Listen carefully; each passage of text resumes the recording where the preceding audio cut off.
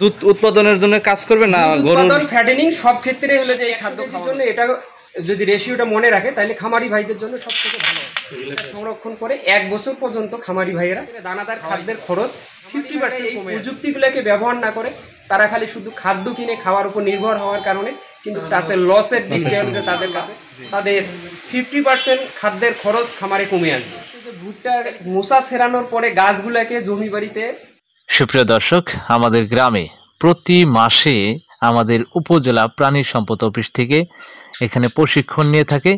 তো আজকে আমরা চলে আসছি একজন খামারির বাড়িতে, যে খামারির বাড়িতে এই প্রথম ফার্স্ট আসা হলো আমাদের। তো এখানে দেখতে পাচ্ছেন অনেক ফিজিয়াম জাতের জার্সি গরুগুলো পালন করতেছে। আর এই বাড়িতে ফার্স্ট আজকে সাইলেজ তৈরি করা শুরু করেছে। আমাদের উপজেলার প্রাণী সম্পদ অফিস থেকে স্যাররা আসছেন, ওনারা সাইলেজগুলো তৈরি করে দেখাচ্ছেন কিভাবে তৈরি করতে হয়, কি কি উপাদান লাগে, কিভাবে তৈরি করতে হয়, A to Z পদ্ধতি আজকের ভিডিওতে দেখতে পারবেন। তাহলে চলুন দেখে আসি।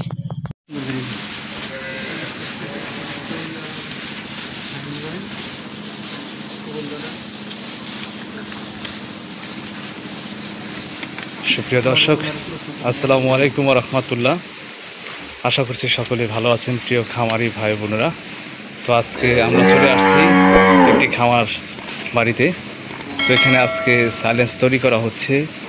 তো আমরা যারা গরু পালন করি, বিভিন্ন খামারিরা রয়েছি, তো অবশ্যই আমরা যদি আমাদের গরুগুলোকে মোটা তাজা করতে চাই এবং একটি ভালো প্রফিট পেতে চাই, লাভবান হতে চাই, অবশ্যই আমাদের সাইলেন্স তৈরি করতে হবে। তো আজকে সাইলেন্স তৈরি করা হচ্ছে, কিভাবে তৈরি করতে হয় এবং কি কি দেওয়া আছে নিয়ম কারণ আপনাদেরকে বলতেছি।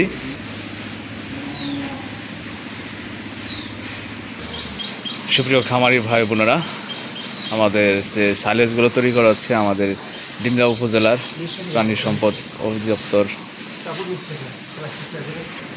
প্রাণী সম্পদ অফিস থেকে ওনারা আসছে। আমরা এখন A to Z প্রসেসগুলো জানবো, কিভাবে এই সাইলেজটা তৈরি করতে হয়, কতটুকু চিটাগোল লাগবে, কতটুকু ঘাস দিতে হবে, A to Z পদ্ধতি জানবো। অবশ্যই দর্শক আমাদের সাথেই থাকেন, A to Z পদ্ধতিগুলো জানাচ্ছি। সুপ্রিয় দর্শক, আমাদের ডিমলা উপজেলা থেকে পূর্ব সাতনা ইউনিয়নের ডিমলা উপজেলার প্রাণী সম্পদ অফিস থেকে স্যাররা আসছেন। ওনারা আজকে সাইলেন্স তৈরি করতেছেন। তো সাইলেন্স কীভাবে তৈরি করতে হয় এবং কী কী উপাদান দিতে হয়, তো সাইলেন্স তৈরি করে আপনাদের গাভীর দুধ উৎপাদন এবং মাংস বৃদ্ধিকরণ এবং মোটা তাজা করার জন্য যে একটু কথা বলেন এটা ভাই,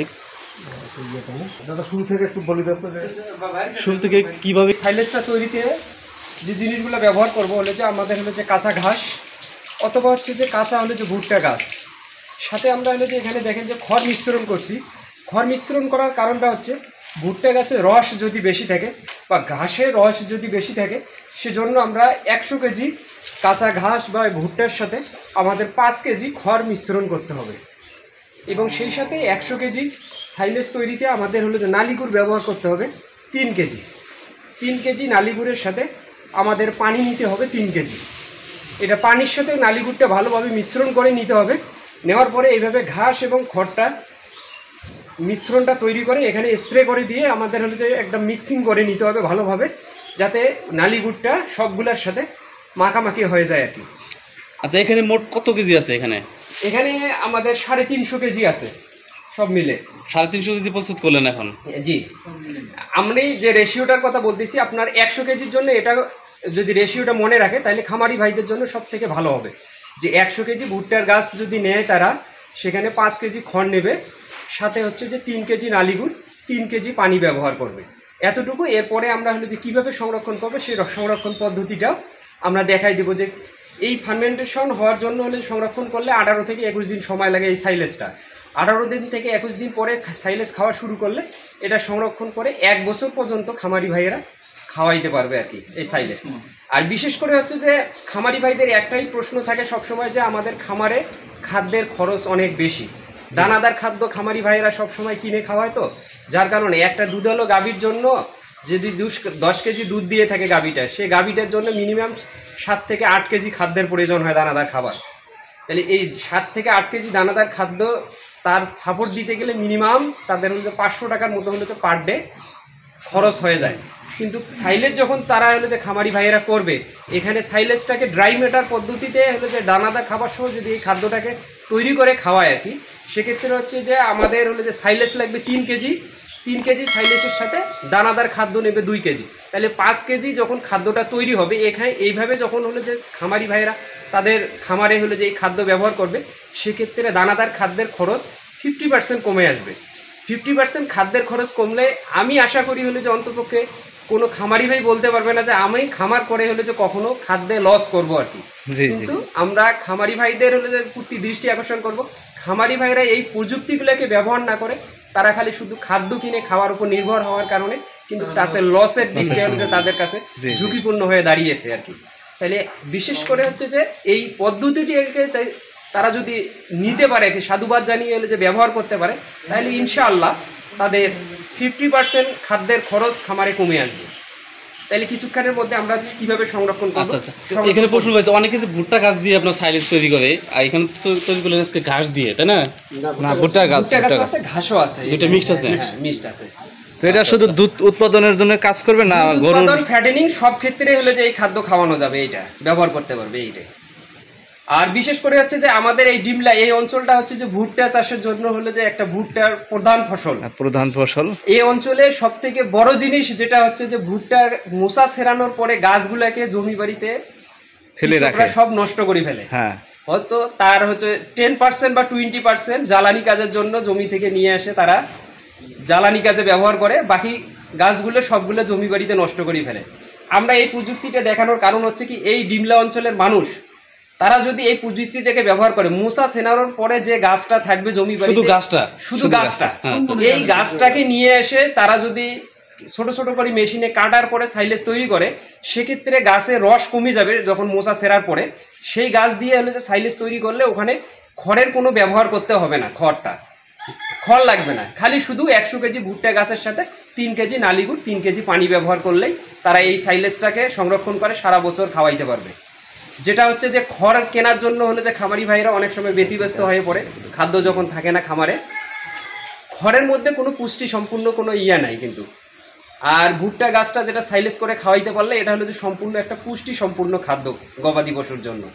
তাহলে আমরা চেষ্টা করতেছি আর কি যে ডিমলাবাসীর জন্য এই প্রযুক্তিটা আস্তে আস্তে প্রসার লাভ করে, এবং সবাই জন্য হলো যে এই সাইলেজ প্রযুক্তিটাকে হলো যে সাধুবাদ জানিয়ে গ্রহণ করে, তারা হলো যে এই নষ্ট ভুট্টা গাছটাকে গরুর খাদ্য হিসেবে ব্যবহার করতে পারে।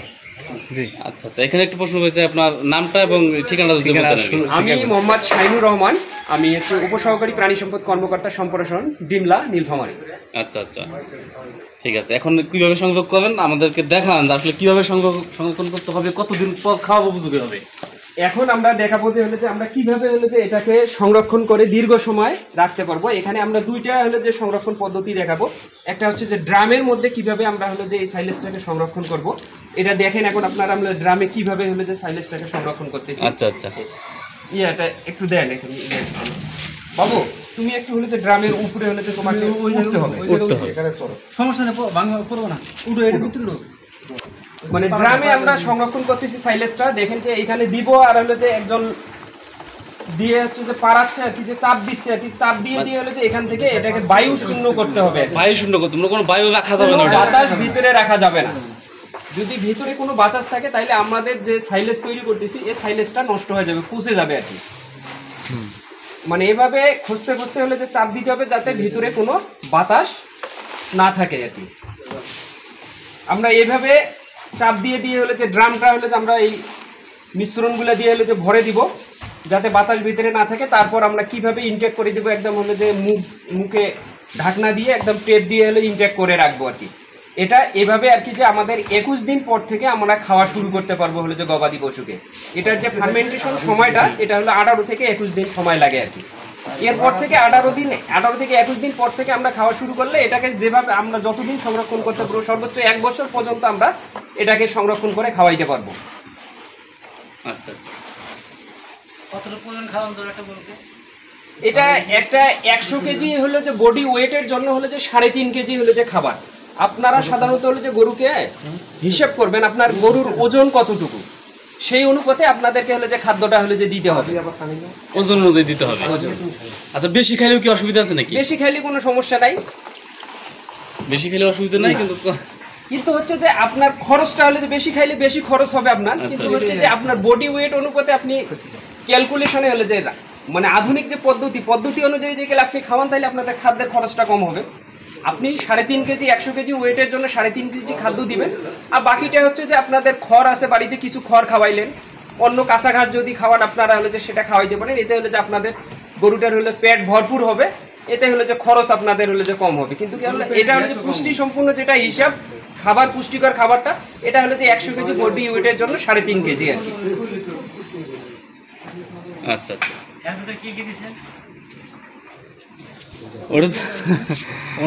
দেখতেছেন নাকি ঘাস আছে হলো যে ভুট্টা হলো যে মাথা যেটা কাটে নিয়ে আসে, ভুট্টার ইয়েটা আছে, তাইলে আমরা হলো খড়টা ব্যবহার করতাম না।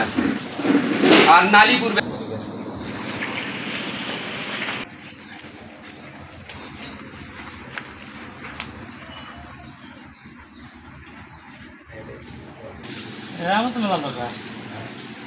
বস্তা কিনতে পাওয়া যায়, পলি লাগানো বস্তা, সেটাতে আপনার প্যাকেট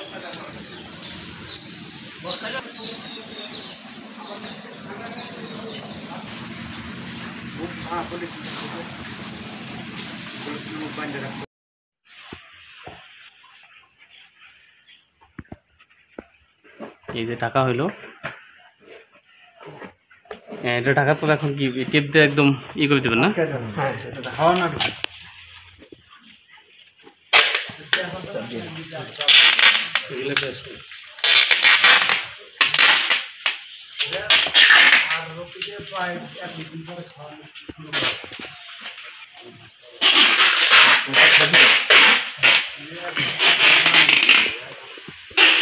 দর্শক, সাইলেন্সগুলো সংগ্রহ করার পর গ্রামের ভিতরে ঢোকানোর পর অবশ্যই আপনাদের খেয়াল রাখতে হবে যাতে কোনো বাতাস না ঢোকে। তো চারোপাশেই আপনারা এটাকে কস্টিপ দিয়ে মুড়িয়ে নেবেন, আর যদি কোনো বাতাস টাতাস ঢোকার জায়গা থাকে তাহলে কিন্তু আপনার খাদ্যটা নষ্ট হয়ে যাবে। এদিকে আপনাদের খেয়াল রাখতে হবে। দেখুন কিভাবে স্যাররা প্রসেস করতেছে, তো আপনাদের দেখাচ্ছি। এরকম ড্রাম কন্টেনার যদি থাকে তাহলে আপনাদের সাইলেন্সগুলো রাখা অনেকটাই নিরাপদ হয়। অনেকে আছে দেখা যায় যে পলিথিন দিয়ে ঢেকে রাখে, তো পলিথিনের চেয়ে হয়তো এই যে ড্রামটাই আসলে কার্যকরিতা বেশি হয়, এখানে আলো বাতাস ঢুকতে পারে না, সংরক্ষণ করা যাবে, তাই না? মোটামুটি এটা কতদিন পর খাওয়াবো উপযোগী হবে জানি? 18 থেকে 21 দিন। 18 থেকে 21 দিন পরেই উপযোগী হবে। আর খাওয়ানো যাবে কতদিন পর্যন্ত? 1 বছর পর্যন্ত। 1 বছর পর্যন্ত এভাবে 1 বছর পর্যন্ত সংরক্ষণ করবে, 1 বছর পর্যন্ত খাওয়াইতে পারবে। এটা যখন খাওয়ানো শুরু করবে, এটা ড্রাম খুললো, ঢাকনা খুললো, উপর থেকে খাওয়াইতে থাকবে, চলতে থাকবে, এটা শেষ হবে আরেকটা খাওয়াবে, এভাবে যতক্ষণ সংরক্ষণ করবে আর কি, চলবে খালি ভাবে। ঠিক আছে। তো দর্শক, আমাদের গ্রামের যে খামারিরা রয়েছে যারা গরু পালন করে তারাও কিন্তু চলে আসছে। যেহেতু ডিমলা উপজেলা আমাদের উপজেলা থেকে প্রাণী সম্পদ ওখান থেকে যে স্যাররা আসছে, তো তারা কিন্তু সবাইকে শিখাচ্ছে। আসলে আপনারা অনেকে কমেন্ট করেন যে আমাদের অঞ্চলে তো অনেকে আগেই আসছে সাইলেন্স তৈরি করা, তো আমরা আমাদের উত্তর অঞ্চলে আসলে ভুট্টার রাজা আমরা, কিন্তু আমরা তৈরি করতে জানি না। আর এই অঞ্চলে নতুন আর কি, আমাদের এই গ্রামটায় নতুন। তো আজকে আমি অনেক আগে একজনের বাড়িতে দিয়েছি, প্রান্তিক খামারিদের বাড়িতে একটি সাইলেন্স তৈরি করার পদ্ধতি, এবং আজকে ডিমলা উপজেলা থেকে আমাদের উপজেলা থেকে স্যাররা আসছেন, ওনারা কিন্তু ওনাদেরকে শিখিয়ে দিচ্ছেন আসলে কিভাবে তৈরি করতে হয়।